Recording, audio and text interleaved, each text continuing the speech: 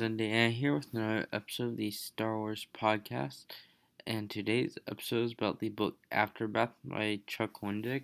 I like to say there will be some spoilers near the end, so be careful if you don't want to hear them. Now, this book came out recently, September 4th, 2015, and this is my take and my opinion of the book. First of all, the main characters in this book are Jas Imari, Nora, Timon, Sinjir, and Admiral Ray Sloan of the Empire.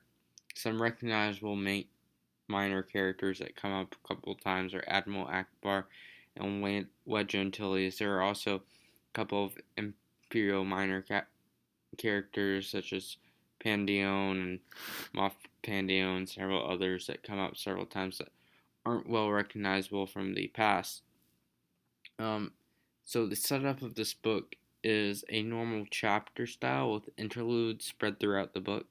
The interludes have very little to do with the actual plot, merely add to the overall tapestry of the Star Wars galaxy at this point in time during the events happening in the actual book. Now, the interludes to me are my least favorite part. Now, I like the stories in the interludes themselves. It goes from people such as Dengar fighting some guy to, maybe Boba Fett's bounty hunter armor being somewhere. But at the same time, to me, it simply interrupts the story. And I don't want the story I'm reading to be interrupted. It's basically kind of like an ad, but for a book. It is interrupting the story you're watching with something that's completely off topic. And now, I completely enjoy the interludes themselves. If I were to separate them out from the book, I'd take them, but it would be nice if these interludes were longer and actual short stories on their own. Now, the writing style of the author didn't bother me. Many people say it bothers them. I actually liked it. It was a nice, straightforward plot line set in present tense. I got what was happening. I didn't have to be like, oh, I didn't have to reread any. I knew what was going on. I mean, like, Timothy Zahn's stuff is great, but every now and then you have to reread it. This, I didn't have to reread. It was very straightforward. So I'm not going to knock him down on writing style.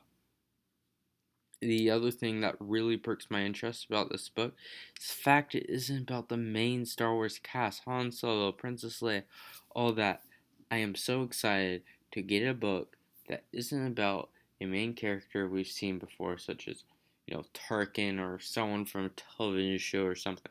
This is about characters we have barely seen before. Maybe they happen to be in some clip of Star Wars and were an unnamed character in one of the movies. But, this is the type of thing I want to see Disney doing.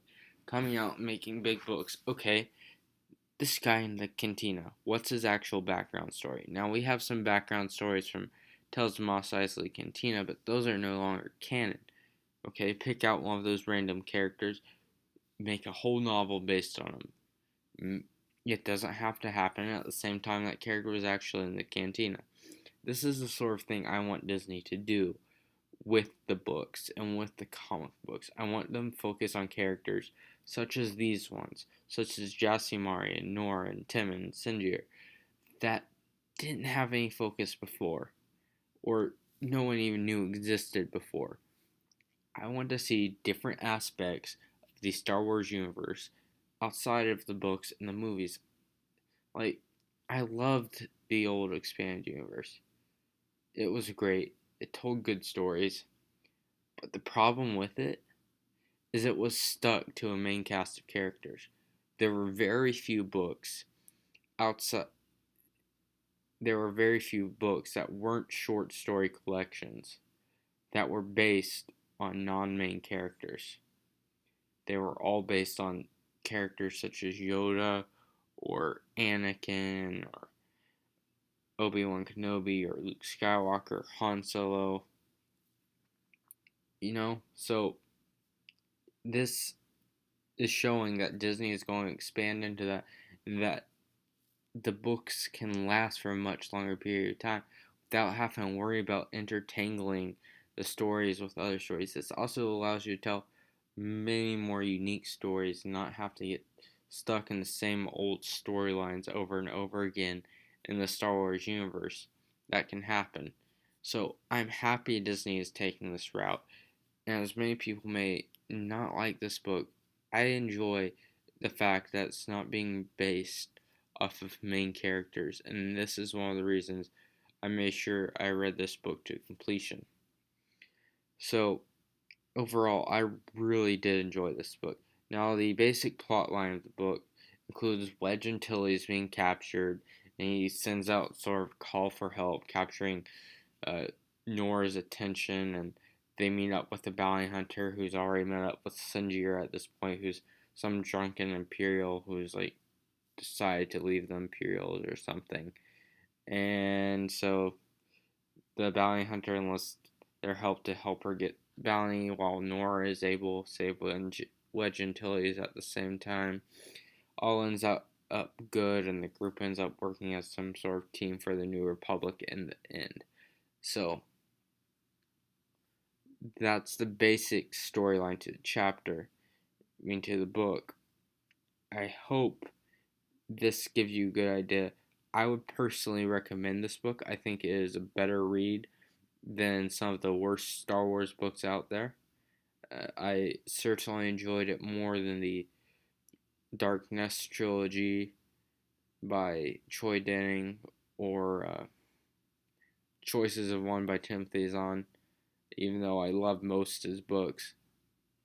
To me, this was a better book than those ones. So I would certainly recommend it. And the other great thing about it is it is a canon book. Some canon books out there are apparently terrible, but to me, this was a good one.